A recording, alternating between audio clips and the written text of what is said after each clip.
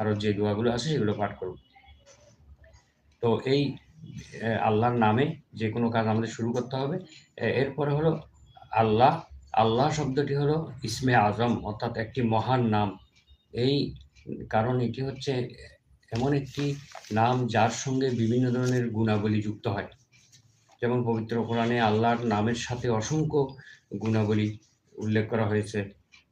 যদি আমরা সূরা হাশরের শেষ আয়াতগুলোর দিকে খেয়াল করি, যেখানে বলা হয়েছে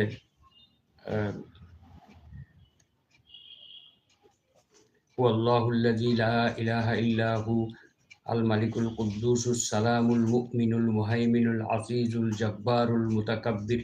এখানে বলা হচ্ছে যে তিনিই সে আল্লাহ, যিনি ছাড়া আর কোনো প্রকৃত কোনো উপাস্য নেই, সত্যিকারের কোনো উপাস্য নেই।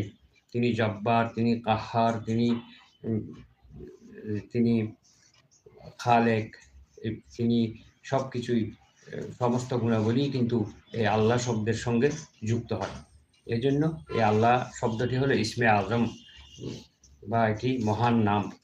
পবিত্র কোরআনে আল্লাহ সূরা আরাফের 180 নম্বর আয়াতে বলেছেন, ওয়ালিল্লাহিল আসমাউল হুসনা ফাদউহু বিহা।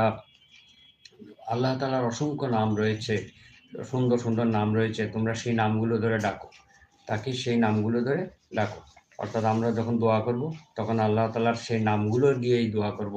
অর্থাৎ আল্লাহ, তোমার রহমান নামের উসিলায়, তোমার রহিম নামের উসিলায়, তোমার জব্বার নামের উসিলায়, তোমার কাহ্হার নামের উসিলায় আমাদেরকে মাফ করে দাও, আমাদের এই দোয়া কবুল করো।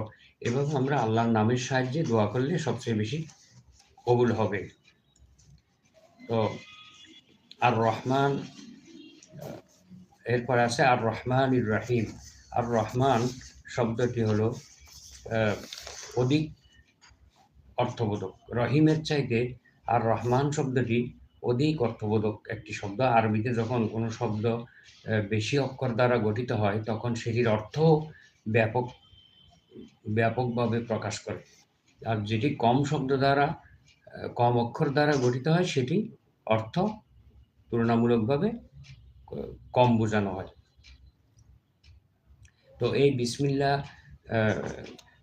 বিসমিল্লাহির রহমানির রহিম, অর্থাৎ আর রহমানু ফিদ দুনিয়া, দুনিয়াতে আল্লাহ তাআলা পরম করুণাময়। তিনি মুমিন, কাফির, মুনাফিক, আল্লাহকে অস্বীকার করে, আল্লাহকে মানে না, আল্লাহর ইবাদত করে না, সব ধরনের মানুষকে, সব ধরনের মানুষ, জিন এবং সকল প্রাণীকে তিনি এই পৃথিবীতে সমানভাবে সুযোগ সুবিধা দিয়ে যাচ্ছেন।